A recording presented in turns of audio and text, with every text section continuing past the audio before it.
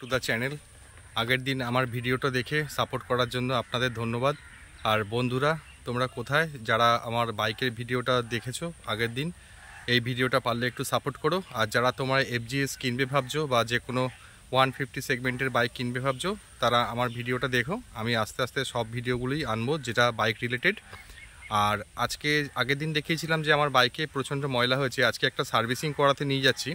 তো বাইকে একটা ওয়াশিংয়ের ছোট্ট ভিডিও দেবো আপনাদের সামনে, কারণ আমি বেশি বড় বড় ভিডিও দিচ্ছি না, কারণ এটা বোরিং লাগবে, কারণ আমার চ্যানেলে অনেক দিন পরই ভিডিও দেওয়া শুরু করেছি।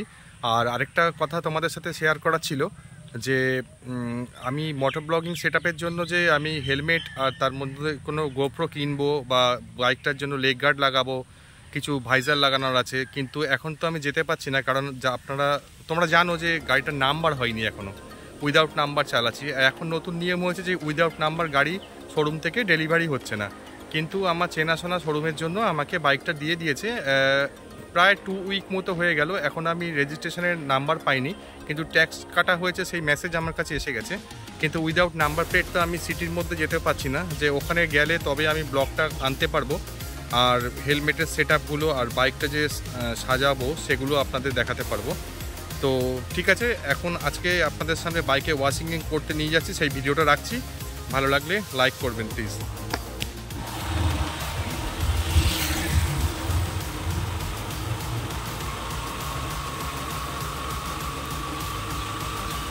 এখন বাইকটা ওয়াশিংয়ের দিকে যাচ্ছি।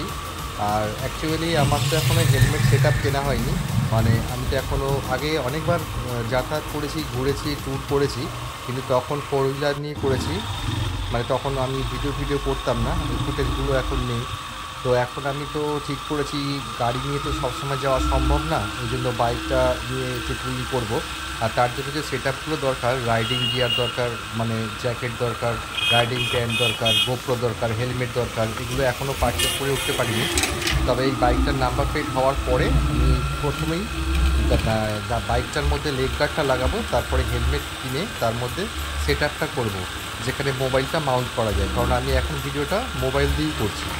আর এখন আমি বাইকটা সার্ভিসিংয়ের দিকে যাচ্ছি, বাইকটা প্রচণ্ড ময়লা হয়েছে আপনাদের বলেছিলাম। তো এই ছোট্ট একটা ভিডিও এনজয় করুন আর আমার পাশে থাকবে।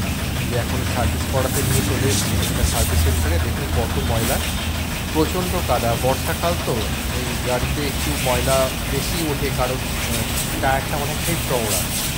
ফার্স্টে জল দিয়ে ওয়াশ করে নিচ্ছে, তারপরে ফোম ওয়াশ হবে।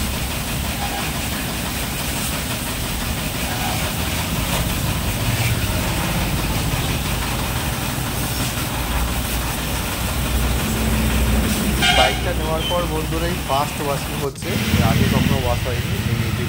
এটা হচ্ছে মেন রোডটা, যার পাশে ওয়াশিং সেন্টারটা।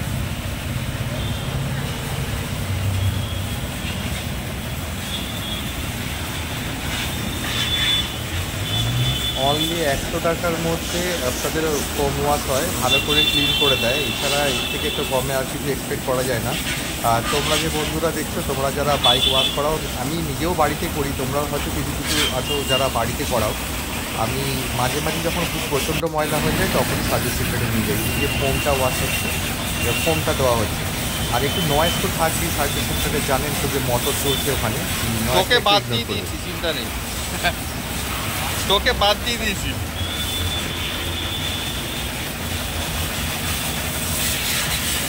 যে করছে ওই ছেলেটা বলেছিল যে আমাকে যাতে ভিডিওতে নিয়ে আসবে না, তাই বলেছিলাম যে তোকে মানে ভিডিও থেকে বাদ দেওয়া হয়েছে।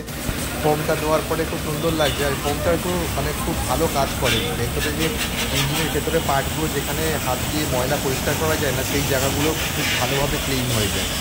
আর গায়েতে যেগুলো ডাস্ট পার্টিকেলসগুলো থাকে ওগুলো পুরো ক্লিন হয়ে যায়, যেগুলো ঘরে সবসময় আমাদের নর্মাল শ্যাম্পু দিয়ে ওয়াশ করা সম্ভব হয় না।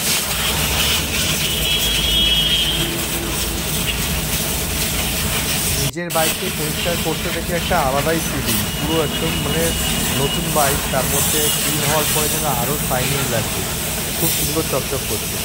তোমরা যারা বাইক লাভার আছো তাদেরও সেম ফিলিং, তাদেরও বাইক তোমাদের যখন পরিষ্কার হয় তখন নিশ্চয়ই খুব সুন্দর লাগে।